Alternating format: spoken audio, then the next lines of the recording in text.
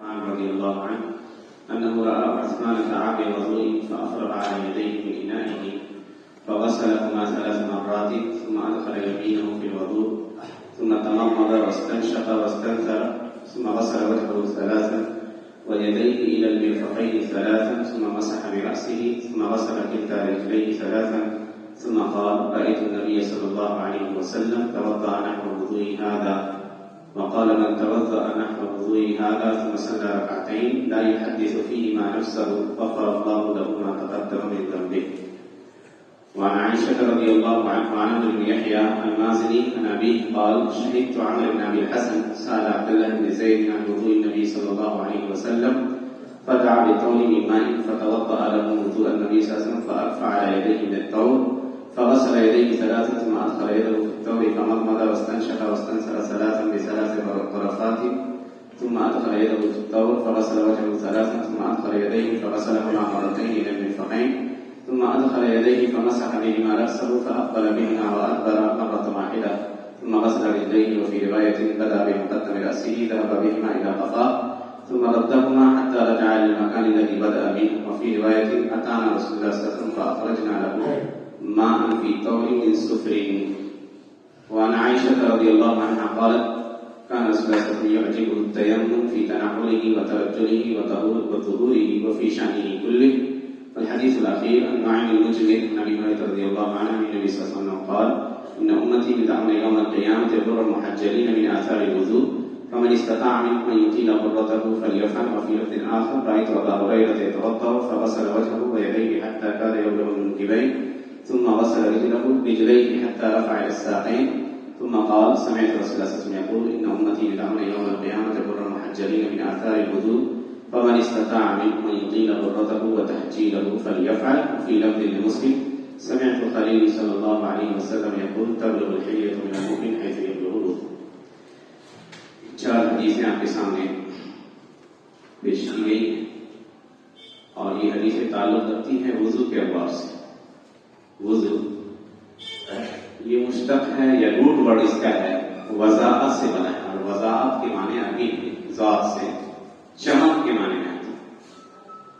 وضو کا لغوی معنی ہے چمک.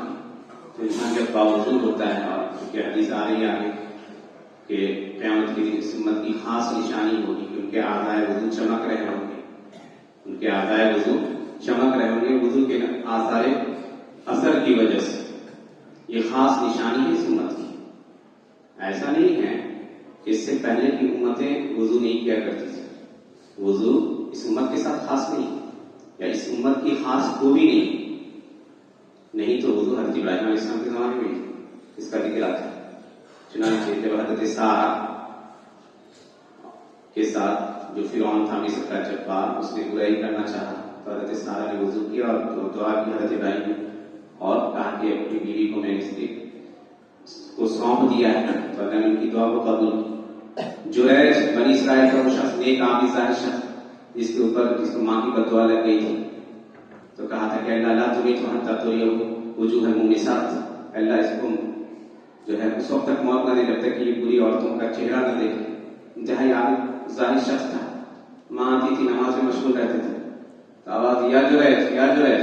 وہ کہتے تھے من میں کہ ماں ہے اور ایک طرف عبادت ہے اللہ کی عبادت تو ماں کی آواز کو اگنور کر دیتے تھے نظر انداز کر دیتے تھے اور نماز میں لگے رہتے. 2-3 بار ہوا تو انہوں نے دعا بدعا دے دی ایک طرح سے کہ تم بری عورتوں کا چہرہ دیکھو. چنانچہ ایک بدکار عورت کا تعلق جو ہے چرواہے کے ساتھ تھا اس سے ایک بچے کی پیدائش ہوئی اور اس عورت نے بدنام کرنے کے لیے کہہ دیا کہ جریج کا بچہ ہے. تو جو بستی والے تھے اس علاقے شہر والے وہ آئے اور جریج کا جو خیمہ تھا یا کہتے ہیں ان کی جو جھونپڑی تھی اس کو توڑ ڈالا اور اس کے بعد جو ہے ان کو برا بھلا کہا. تو انہوں نے کہا کہ ان کو چنانچہ نے وضو کیا جو نماز پڑھی اس بچے کے پیٹ میں مارا کہ اے بچہ تمہارا والد کون ہے تو اس نے کہہ دیا کہ چرواہا ہے. یہ ان بچوں میں سے ایک ہے جنہوں نے اپنے بچپنے میں بات کی تھی. ایک حضرت عیسیٰ ہے ایک یہ بچہ ہے ایک وہ بچہ ہے جس کا ذکر سورہ بروج میں آیا ہے جس کی ماں جو ہے خندق کے کنارے ظالم بادشاہ نے جو ہے آگ روشن کر دیا تھا کہ جو بھی ایمان سے نہیں کھیلے گا اس میں کود جانا ہے. تو جب آیا وہ عورت آئی اپنے بچے کو سینے سے چیز چمٹائی ہوئی تھی. بخاری شریف کے الفاظ میں پتہ لگا جھجکی ایسی بات چھوٹا بچہ ہے گود میں تو اس بچے کی نے کہا یا ماں انت علی حق، اے ماں آپ حق پہ ہیں، اس آگ میں کود جائیں. تو یہ ان بچوں میں سے ہے جن کا ذکر آتا ہے، صحیح روایت میں. اور دیکھیے بچے کا ذکر آتا ہے، روایت تھوڑی کمزور درجے کی ہے مشاطہ فرعون کے بارے میں. تو اس کا سے پتہ چلتا ہے کہ وضو اس امت کے ساتھ خاص ہے. ہاں اعضائے وضو کا چمکنا اس امت کی خاص نشانی ہے. وضو تو پہلی امتوں میں بھی یہ عمل رہا ہے، لیکن وضو کے اعضاء کا چمکنا، یہ ہاتھ، چہرے اور اعضائے وضو کا چمکنا، یہ اس امت کی خاص نشانی ہے. چنانچہ حضرت عثمان بن عفان رضی اللہ عنہ سے یہ حدیث نقل کرتے ہیں. حضرت عثمان بن عفان رضی اللہ عنہ وہ صحابی ہیں جن کو سابقین اولین میں سے کہا جاتا ہے کہ حضرت ابو بکر، زید اور علی کے بعد جس شخص نے مردوں اسلام قبول کیا وہ تھے حضرت عثمان. چوتھے شخص نے اسلام قبول کرنے، اور انتہائی باحیا صحابی، شرمیلے، بڑی فضیلت ہے ان کی. چنانچہ نبی صلی اللہ علیہ وسلم نے اپنی بیٹی رقیہ کی شادی ان کے ساتھ کر دی تھی، اور پہلے ہجرت کرنے والوں میں سے حبشہ کی طرف سب سے پہلے انہوں نے ہجرت کی، پھر بعد مسلمانوں کے پیچھے چلے، پھر وہاں سے لوٹے، پھر مدینہ آئے. جنگ بدر میں نہیں شریک رہ سکے کیونکہ حضرت رقیہ بیمار تھی. اللہ کے نبی نے کہا تھا کہ تم ان کی عیادت کرو، اور بعد اب تک ان کو بدری صحابہ میں شمار کیا جاتا ہے. اس کے باوجود انتہائی کہتے ہیں مسلمانوں پہ بہت سارے ان کے احسانات تھے. اللہ کے نبی صلی اللہ علیہ وسلم کے زمانے میں مسلمانوں کو پانی کے پینے کا بڑا مسئلہ تھا. تو کہتے ہیں اللہ کے نبی کون ہے جو بیر روما، جو ایک بہترین کنواں تھا اور اس کا پانی انتہائی صاف و شفاف ہوا کرتا تھا، کون ہے جو خریدے اس کے لیے جنت ہے. چنانچہ حضرت عثمان نے اپنی ذاتی رقم سے ان کو خریدا، مسلمانوں کے لیے واقف کر دیا.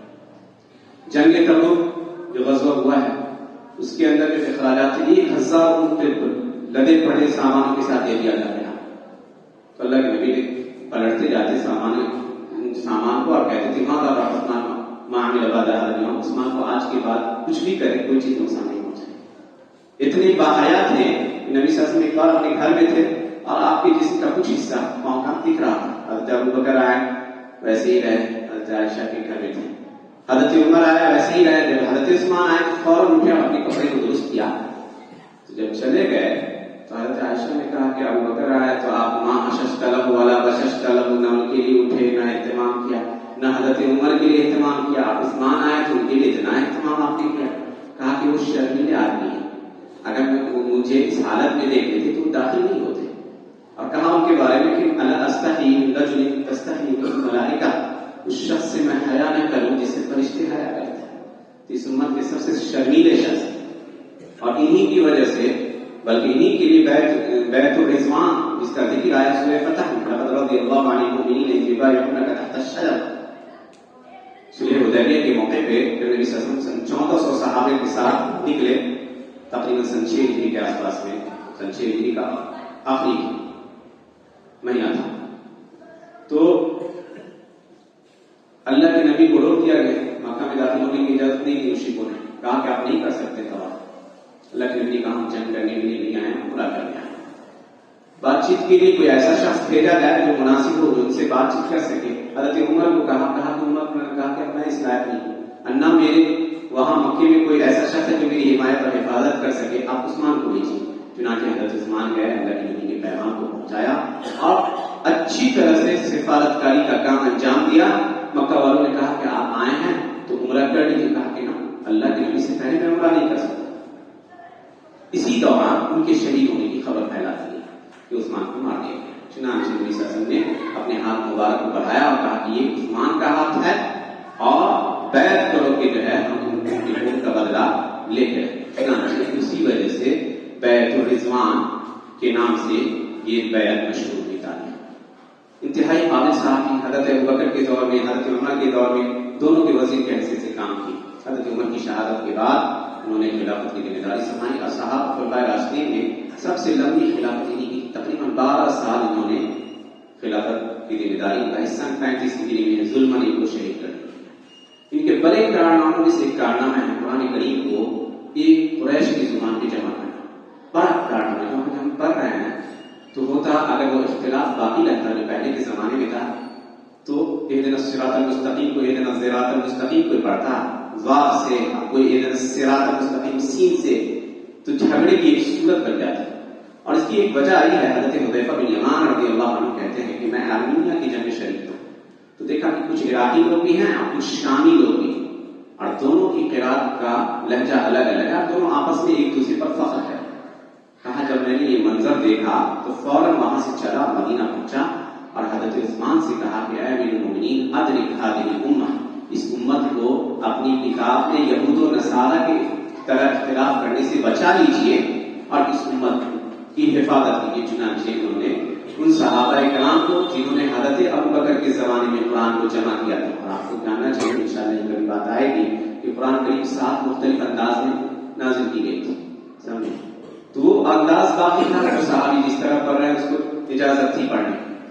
حضرت زید بن ثابت کی سرکردگی میں ایک کمیٹی بنائی گئی تھی جنہوں نے قرآن کریم کے جمع کرنے کا کام انجام کیا تھا. انہی کو بھی انہوں نے مکلف کیا اور قرآن کریم اس زبان میں قریش کے لہجے میں آج ہمارے زمانے میں موجود ہے, اور الحمدللہ امت بڑے اختلاف سے محفوظ ہوگی.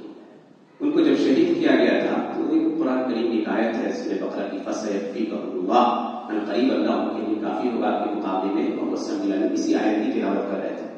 اور کہا جاتا ہے کہ ان کا خون آج بھی اس آیت کے اوپر باقی ہے, اور وہ قرآن یا مصحف ترکی کے احمد سالس لائبریری میں جو استنبول شہر میں ہے وہاں موجود ہے. مصحف عثمانی کے نام سے ہی جانا جاتا ہے. تو بڑے خدمات ہیں صحابی کے رضی اللہ عنہ وارضاہ. کہتے ہیں عمران کہ انہوں نے عثمان بن عفان کو دیکھا رضی اللہ عنہ کہ انہوں نے وضو کا پانی منگایا. وضو اگر واو کے زبر کے ساتھ بولا جائے تو وضو کے پانی کو کہتے ہیں, اور واو کے پیش کے ساتھ بولا جائے تو وضو کے عمل کو کہا جاتا ہے وضو. اور وضو بولیے گا تو وہ پانی جس سے وضو کرتے ہیں اس کو وضو بلایا جاتا ہے. انہوں نے پانی منگوایا, فأفرغ على يديه من إنائه, برتن سے اپنے ہاتھ پر ڈالا اور 3 مرتبہ ہاتھ کو دھویا. پھر اپنے دائیں ہاتھ کو اس پانی میں داخل کیا اور کلی کیا, ناک میں پانی ڈالا, پھر اس کو جھاڑا, پھر 3 مرتبہ چہرے کو دھویا اور ہاتھوں کو مرفقین کہنی تک 3 مرتبہ, پھر اپنے سر کا مسح کیا, پھر اپنے دونوں پاؤں کو 3 مرتبہ دھویا. پھر کہا کہ میں نے نبی صلی اللہ علیہ وسلم کو وضو کرتے دیکھا جیسے میں نے وضو کیا ہے, اور اللہ کے نبی نے فرمایا من توضأ نحو وضوئ ھذا, جو میری اس طرح وضو کرنے کی طرح وضو کرتا ہے, ثم صلی رکعتین, پھر 2 رکعت نماز ادا کرتا ہے, لا يحدث فیہما نفسہ, آپ اس 2 رکعت میں آپ اپنے من میں وسوسے کا مبتلا نہیں ہوتا ہے, یعنی اپنے من سے بات نہیں کرتا, پوری طرح خشوع اور خضوع سے, یعنی ذہن ادھر ادھر نہیں بھٹک رہا ہے, پوری دل جمعی کے ساتھ پڑھتا ہے, تو اللہ کے نبی صلی اللہ علیہ وسلم فرمایا غفر اللہ لہ ما تقدم من ذنبہ, تو اس بندے کے سوائے جتنے ہیں چھوٹے چھوٹے گناہ سب معاف ہو جاتے ہیں. تو اگر اس صفت پہ انسان وضو کرے اور 2 رکعت پڑھے, اس کو تحیۃ الوضو کہتے ہیں, وہ پڑھے اور پوری دل جمعی کے ساتھ ذہن ادھر ادھر مائل نہ ہو, تو کہا کہ یہ 2 رکعت اس کے پچھلے سارے صغیرہ گناہ کے معاف ہونے کے لیے کافی ہے. چنانچہ اس حدیث کے اندر دیکھا آپ نے کہ وضو کی صفت کا بیان, اور وضو کی صفت میں کچھ چیزیں ہیں جو واجب کہتے ہیں, فرائض ہیں, اور انہوں نے ذکر کیا ہے جس کا ذکر آیا ہے آیت الوضو کے اندر سورہ مائدہ میں, یا الذین آمنوا اذا قمتم الى الصلاۃ فاغسلوا وجوہکم وایدیکم الى المرافق وامسحوا برؤوسکم وارجلکم الى الکعبین. تو سب سے پہلے کہا کہ اس کے اندر جن چیزوں کا تذکرہ جس کا کرنا واجب ہے وضو میں, چہرے کا دھونا, اور چہرے کے دھونے میں ناک میں پانی ڈالنا جیسے کہ بات آئی یہ واجب ہے. پچھلے درس میں یہ بات آئی تھی جس کو استنشاق کہا جاتا ہے, اور صحیح قول یہی کیونکہ اللہ کے نبی صلی اللہ علیہ وسلم فرمایا تھا وَبَالِغْ فِي الْإِسْتِنْشَاقِ إِلَّا أَن تَكُونَ صَائِمًا, اور ناک میں پانی ڈالنے میں مبالغے سے کام ہو, اچھی طرح ڈالو, ٹھیک ہے, سوائے یہ کہ تم روزے سے ہو تو خیال رکھو کہ کہیں زیادہ پانی ڈالنے میں پانی حلق میں نہ آ جائے. اسی طرح کلی کرنا ہے, یہ چہرے میں داخل. کہا کہ دونوں ہاتھوں کا دھونا مرفقین کہنی تک, اور کہنی تک کا مطلب ہے کہ کہنی اس میں شامل, کہنی شامل. ابھی ایک روایت آئے گی حضرت ابو ہریرہ کی, وہ یہاں تک وضو کرتے تھے, تو یہ ان کا ذاتی فعل تھا, یہ ان کا ذاتی فعل تھا. آگے اس حدیث کی توضیح ہوگی. اسی طرح سر کا مسح کرنا, سر کا مسح کتنا کریں گے تو صحیح قول یہ ہے, اور حدیثوں کی روشنی میں جیسے کہ عبداللہ بن زید کی روایت آگے آ رہی ہے کہ پورے سر کا مسح کیا ہے. اگرچہ بعض علماء نے کہا کہ سر کے چند بالوں کا مسح کر لے، امام شافعی اور امام حنیفہ نے کہا کچھ حصے کا کر لے، لیکن صحیح قول یہی ہے کہ پورے سر کا مسح کرے۔ مسح کرنا کیسے ہے؟ کہا کہ ابتدائی سے شروع کیا جائے اور پھر اسے پیچھے لے کر لوٹایا جائے۔ گردن کا مسح ثابت نہیں، گردن کے مسح کے سلسلے میں کوئی صحیح حدیث نہیں ہے، اسی لیے گردن کے مسح سے بچا ہے، کیونکہ یہ اللہ کے نبی صلی اللہ علیہ وسلم کے عمل سے ثابت نہیں، اور یہ حدیث گزری کہ اللہ کے نبی کے عمل کی پوری تصویر کشی کرتی ہے یہ، اور متفق علیہ ہے صحیح بخاری اور صحیح مسلم، اسی لیے اس حدیث کے اندر پورا بیان موجود ہے۔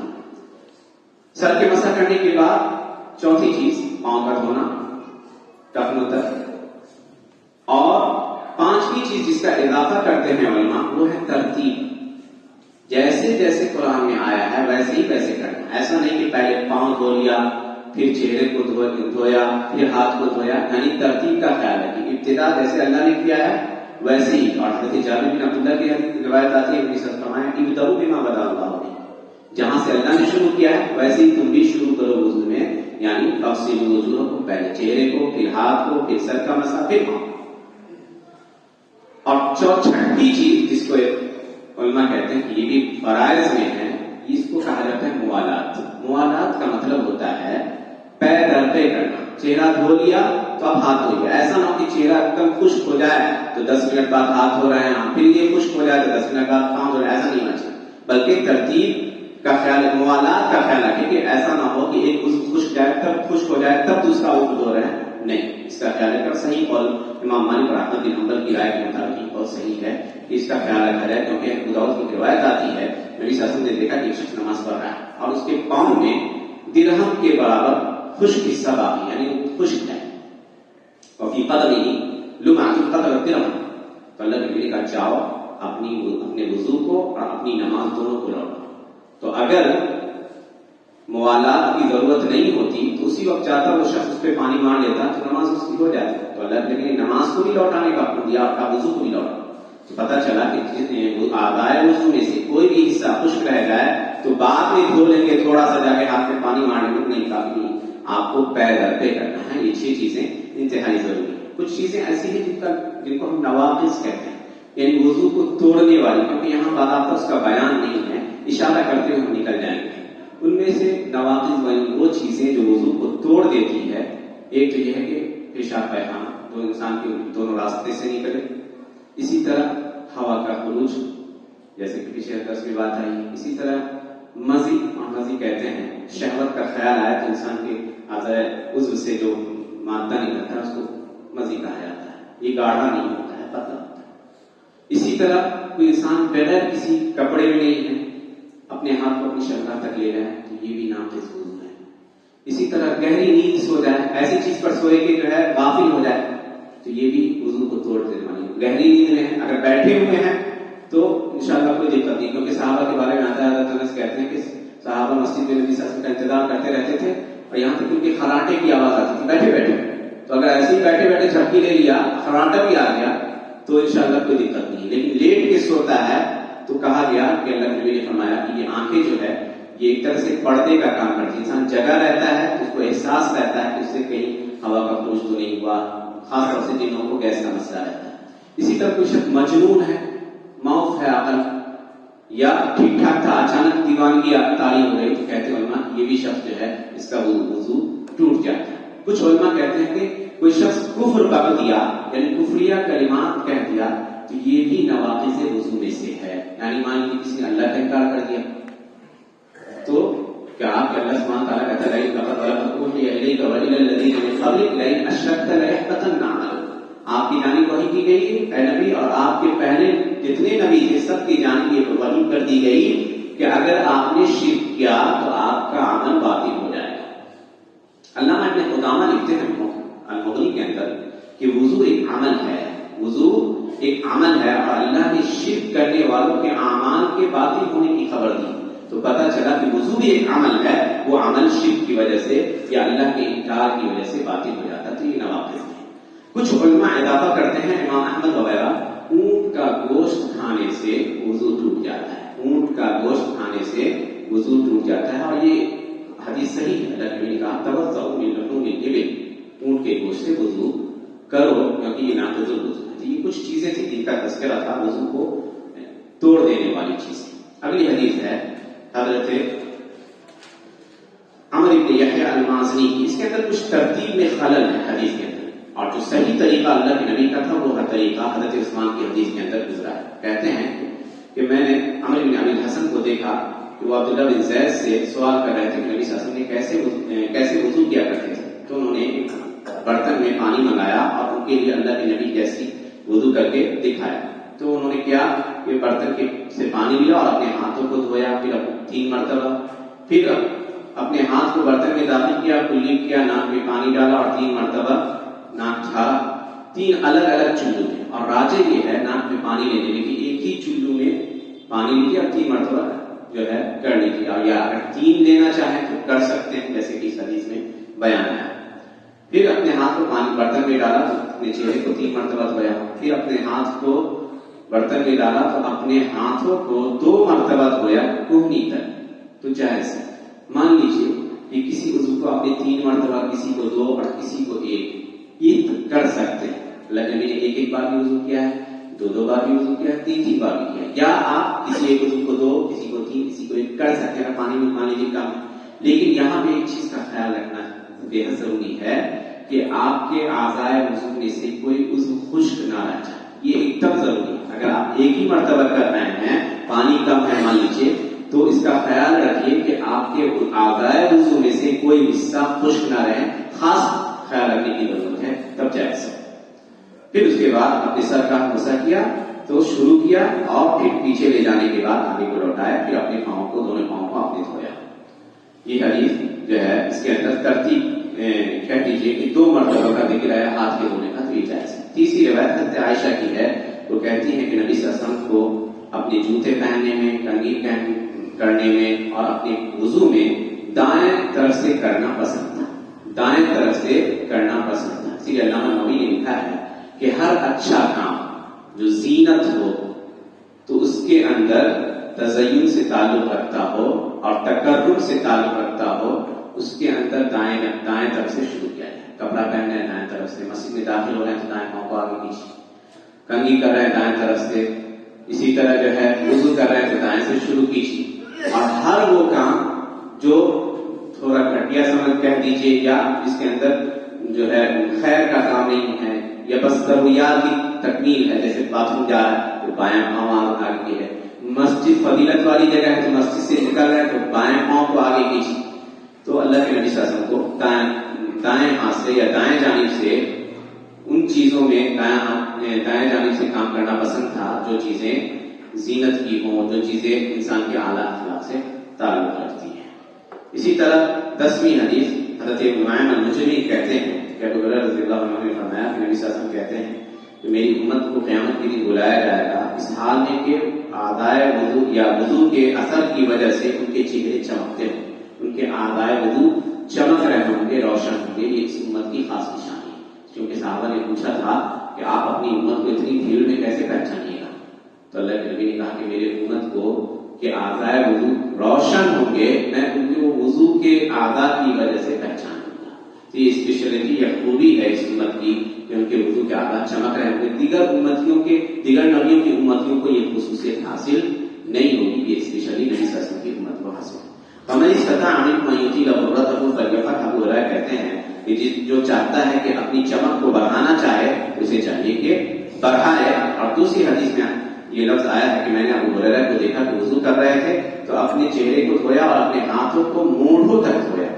پھر انہوں نے اپنے پاؤں کو دھویا تو پورے صاف پنڈلیاں تک دھو ڈالی, اور پھر کہا کہ میں نے نبی صلی اللہ علیہ وسلم سے کہتے ہوئے سنا ہے کہ میری امت کو قیامت کے دن بلایا جائے گا اور اس حال میں کہ ان کے وضو کے اعضاء چمک رہے ہوں گے وضو کی وجہ سے. تو جو چاہتا ہے کہ اپنی چمک کو بڑھائے اسے چاہیے وہ ایسا کرے. اور دوسری حدیث مسلم کے اندر ہے, کہا کہ تبلغ الحلیۃ من المؤمن حیث یبلغ الوضوء, مومن کو ان جگہوں تک یا ان اعضاء تک, مومن کے ان اعضاء کو زیور سے جو ہے لاد دیا جائے گا یا زیور کو سے جو ہے مزین کر دیا جائے گا جہاں جہاں وضو کا پانی پہنچتا ہے. یہ حضرت ابو ہریرہ کا اپنا عمل تھا. حضرت ابو ہریرہ ذاتی طور پہ اس بات کے قائل تھے کہ وضو کو یہاں کرنے کے بجائے یہاں تک کیا جا سکتا ہے. چنانچہ امام ابن القیم نے حادی الاربعہ میں لکھا ہے، کہا اس کی وجہ ہے، ابو حازم کہتے ہیں کہ میں نے ابو ہریرہ کو دیکھا کہ وضو کر رہا ہے، میں ان کے پیچھے تھا تو دیکھا کہ وضو مونڈوں تک ہاتھ دھو رہے ہیں، کنڈلیاں دھو رہے ہیں، پاؤں دھو رہے ہیں. تو ہم نے کہا ابو ہریرہ یہ وضو کیسا وضو کر رہے ہیں آپ نے؟ تو اللہ کے نبی صلی اللہ علیہ وسلم سے ایسا ثابت نہیں. تو انہوں نے کہا کہ میں نے سنا ہے کہ نبی صلی اللہ علیہ وسلم سے کہتے ہوئے کہ مومن کے اعضائے وضو کو زیور سے مزین کر دیا جائے گا جہاں جہاں وضو کا پانی پہنچتا ہے، اور میں چاہتا ہوں کہ میرے اعضاء تک کو زیور سے مزین کیا جائے. کہ ان کی اپنی سوچ تھی، صحابہ میں کسی نے ان کی موافقت نہیں کی، تو یہ ان کی ذاتی رائے تھی، اسی لیے وضو میں کہنی سے اوپر نہیں دھونا ہے. ابو داؤد کی اس روایت کو یاد رکھیے، نبی صلی اللہ علیہ وسلم نے فرمایا فمن زاد علی ھذا فقد اساء وظلم، کہ جس نے اس سے زیادہ وضو کیا، ایک تو 3 بار سے زیادہ وضو کیا یا جتنا متعین کیا گیا ہے اس سے زیادہ وضو کیا تو اس نے ظلم کیا اور برا کیا. اس نے ظلم کیا اور برا کیا. تو راجح قول انشاءاللہ یہ ہے کہ اعضائے وضو کو اتنا ہی دھونا ہے جس کا بیان قرآن کریم میں ہے اور اللہ کے نبی صلی اللہ علیہ وسلم کی صحیح حدیث میں ہے. اللہ سبحانہ وتعالیٰ سے دعا ہے کہ اللہ سبحانہ وتعالیٰ ہمیں سنت کے مطابق زندگی گزارنے کی توفیق عطا فرمائے. وضو کے وقت جو گپ سپ کرتے رہتے ہیں، ہاں وضو کے بعد ایک سنت ہے اور وہ سنت ہے دعا. نہیں گپ جو کرتے رہتے ہیں، وضو کرتے رہتے ہیں، بات کرتے رہتے ہیں. تو یہ حدیث آتی ہے، گرچہ حدیث کی سند تھوڑی کمزور ہے. ایک شیطان ہے جس کو ولہان کہا جاتا ہے، یہ وضو میں غفلت دلاتا ہے انسان. تو خاص خیال رکھیں کہ ہو سکتا ہے کہ غافل نہ ہو جائے. وضو کے بعد وہ دعا ہے اللہ اشہد ان لا الہ الا اللہ وحدہ لا شریک لہ واشہد ان محمدا عبدہ ورسولہ. اللہ کے نبی نے فرمایا جو شخص وضو کرنے کے بعد یہ دعا پڑھتا ہے جنت کے 8 دروازوں میں سے ایک دروازے کھول دیے جاتے ہیں، اس سے چاہے داخل.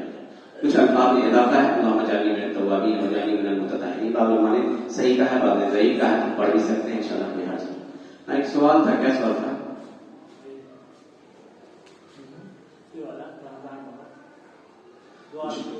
جمعہ میں حافظ اجاز صاحب نے جو خطبہ دیا تھا اس میں کوئی بات تھی، انہوں نے کہا تھا کہ دو شخص جو ہے اسلام لائے اور ان میں سے ایک شہید ہو گیا پہلے اور دوسرا جو ہے بعد میں مرا. تو شہید سے پہلے وہ دوسرا والا جنت میں داخل ہوا، حالانکہ شہید کا مقام نبیوں کے بعد ہے، نیک لوگوں سے اوپر ہے. تو دیکھیے وہ حدیث، پہلی بات یہ ہے کہ وہ حدیث صحیح طور پہ کہیں تو ضعیف حدیث، گرچہ بعض علماء نے صحیح قرار دیا. اس کے اندر ایک ایسا شخص ہے عبداللہ بن لہیعہ، جس کی روایت کو علماء کہتے ہیں کہ یہ روایت طاقتور نہیں ہو سکتی. مان لیجیے صحیح ہے جیسے کہ شیخ البانی کہتے ہیں. تو امام طحاوی نے مشکل الاثار میں لکھا ہے، حنفی عالم ہے، بڑے زبردست عالم ہے، کہا کہ یہ دونوں شخص ایک ہی ڈیوٹی کیا کرتے ہیں.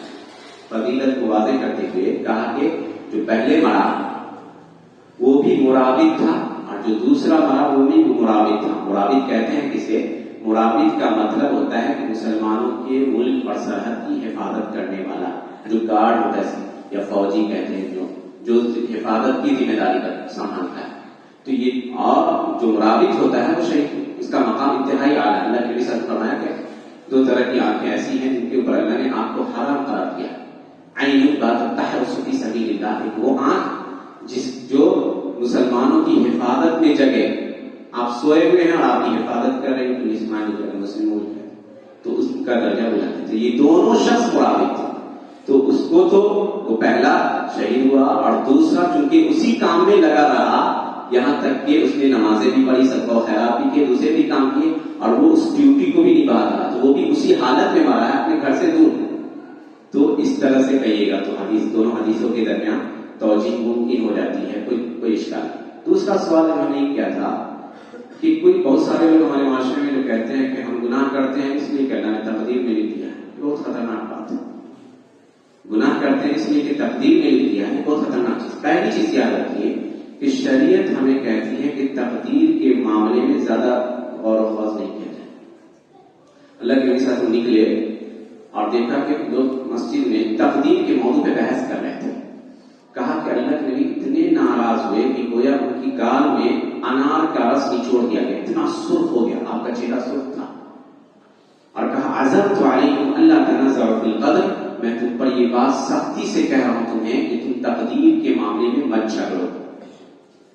دوسری چیز، مان لیجیے کس کوئی کہتا ہے ایسا تو آپ سے زیادہ حقدار تو مشرکین ہیں. وہ تو زیادہ چالاک تھے، عقل مند تھے. انہوں نے جب ان کو عذاب ہوگا تو تقدیر سے حجت نہیں پکڑے. چنانچہ آج ابھی ہم نے پڑھی ربنا اخرنا الی اجل قریب نجب دعوتک ونتبع الرسل. جب وہ عذاب کو دیکھیں گے تو کہیں گے کہ اللہ اب ہمیں لوٹا دے. قال رب ارجعون لعلی اعمل صالحا فیما ترکت. مجھے دنیا میں لوٹا دے تاکہ ہم نیک عمل کر سکیں. تو اگر ان کو لگتا کہ تقدیر سے حجت دلیل پکڑا جا سکتا ہے یا حجت پکڑی جا سکتی ہے تو اللہ کے سامنے کہہ دیتے کہ آپ نے تو ہماری تقدیر میں لکھ دیا تھا کہ ہم برے کام کریں. اور اگر تقدیر سے حجت پکڑے تو دنیا میں امن و سکون ختم ہو جائے. کوئی کسی کو مار دے گا کہا کہ ہم نے تقدیر میں لکھ دیا تھا کہ مار دیا. تو یہ تو کوئی قانون عقل مند شخص نہیں مانے گا اس کو. کوئی کہے گا کہ ہم کھانا پینا نہیں کھائیں گے اور اللہ نے تقدیر میں لکھ دیا کہ ہم بڑے ہوں گے بزرگ ہو جائیں گے طاقت آ جائے گی تو کہاں سے ہوگا؟ تو یہ خلاف عقل بھی ہے اور خلاف شرع بھی ہے. اسی لیے ہر اس شخص کو اللہ سے ڈرنا چاہیے جو اس طرح کے مباحث میں غور و فکر بحث کرتا ہے. اور یاد رکھیے کہ یہ چکر ایسا ہے کہ اس میں بہت سارے لوگ گمراہ ہوئے, بہت سارے لوگ گمراہ ہوئے. اللہ نے کہا سيقول الذين اشركوا لو شاء الله ما اشركنا ولا آباؤنا ولا حرمنا من دونه من شيء كذلك كذب الذين من قبلهم حتى ذاقوا بأسنا. اللہ کے عذاب کو چکھا تو کہا کہ بڑی مشرکین کہیں گے کہ اللہ چاہتا تو نہ ہم شرک کرتے اور نہ ہمارے باپ دادا شرک کرتے. اللہ نے کہا کہ اس سے پہلے جھٹلانے والوں نے بھی ایسا ہی کہا تھا یہاں تک کہ انہوں نے ہمارے عذاب کا مزہ چکھا. تو ان کے پاس کوئی حجت نہیں تھی. اسی لیے تقدیر پر بحث کرنا اور تقدیر کے معاملات میں دخل اندازی کرنا یہ شریعت کی سختی سے روکا. یہ ایک راز ہے. اور دیکھ لیجیے قرآن کریم کی آیات پر اللہ کہتا ہے لا یکلف اللہ نفسا الا وسعها. اللہ کسی کو اس کی طاقت سے زیادہ مکلف نہیں کرتا. انسان کو اختیار دیا. یہی تو فرق ہے ہم نے اور دوسری مخلوقات. یہی فرق ہے. مخلوقات تین طرح کی. ایک مخلوق ایسی ہے جس کے اندر اللہ نے شہوت خواہشات نہیں ڈالی. عقل والی مخلوق ہے فرشتے. تو دن رات اللہ کی عبادت کرتے ہیں. یسبحون اللیل والنہار لا یفترون. وہ دن رات اللہ کی تسبیح بیان کرتے ہیں. دوسری مخلوق اس کے برعکس ہے جس کے اندر عقل نہیں ہے, شہوت ہے, خواہشات, جانور. اور تیسری مخلوق جس کے اندر عقل بھی ہے اور خواہشات بھی ہے تاکہ اللہ آزمائے.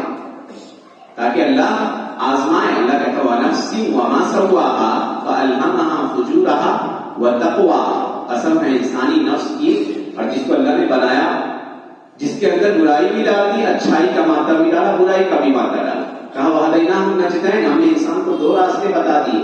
یہ اچھائی کا راستہ ہے, یہ برائی کا راستہ ہے. اچھائی کا راستہ اختیار کرو گے اما شاکرا و اما کفورا. یا تو شکر گزار بن جاؤ یا ناشکرے بن جاؤ. ناشکرا بنو گے تو کیا عذاب ہے ہم نے تیار کر رکھا.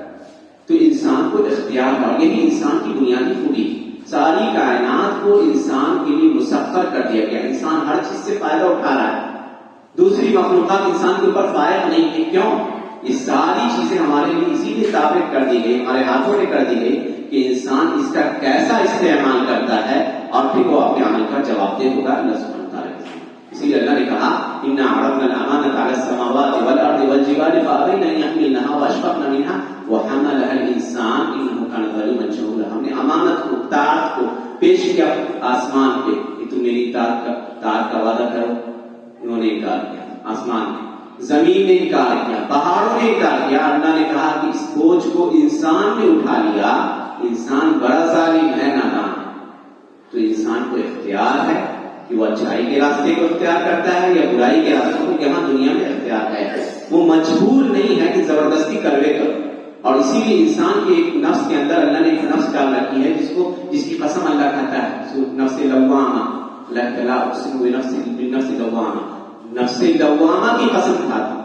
اور نفس لوامہ کیا ہے؟ کوئی بھی برائی کیجیے گا تو نفس آپ کو ملامت کرے گا. کیا کر لیا, کیسا کام کر لیا, برائی کر لیا, اپنے آپ پہ ظلم کر لیا. اللہ ظالم نہیں ہے. وما ربک بظلام للعبید. آپ کا رب بندوں پر ظلم کرنے والا نہیں. تو کوئی انسان مجبور نہیں. انسان کو اللہ نے اختیار دیا ہے, ارادہ دیا ہے, اور اپنے ول پاور, اپنے ارادے کا وہ استعمال جیسا کرنا چاہے کر تو سکتا ہے دنیا میں. اللہ نے لکھ دیا ہے کہ اپنے ارادے کا غلط استعمال کر کے اتنا کرے گا.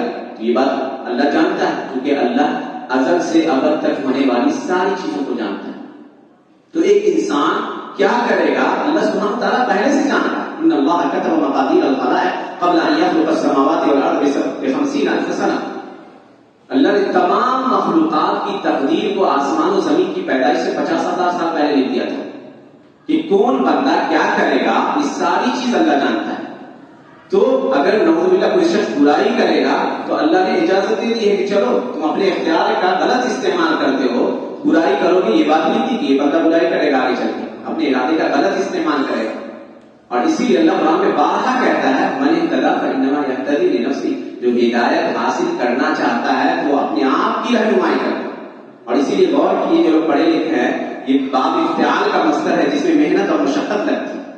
اور کہا ومن ضل فانما يضل عليها، جو گمراہی کا راستہ اختیار کرتا ہے تو اپنے آپ کو گمراہ کرتا ہے. تو واضح رہے کہ تقدیر سے حجت نہیں پکڑ سکتے ہیں. شریعت نے ان طرح کے مباحث میں گفتگو کرنے سے روک دیا ہے. نبی صلی اللہ علیہ وسلم نے ناراضگی کا اظہار کیا ہے. اور تقدیر اللہ کا راز ہے جو انسانی عقل اس کو نہیں پا سکتی ہے. اللہ سبحانہ تعالیٰ سے دعا ہے کہ اللہ سبحانہ تعالیٰ ہمیں دین اسلام کو صحیح طریقے سے سمجھنے کی توفیق عنایت فرمائے. آمین. الحمد للہ.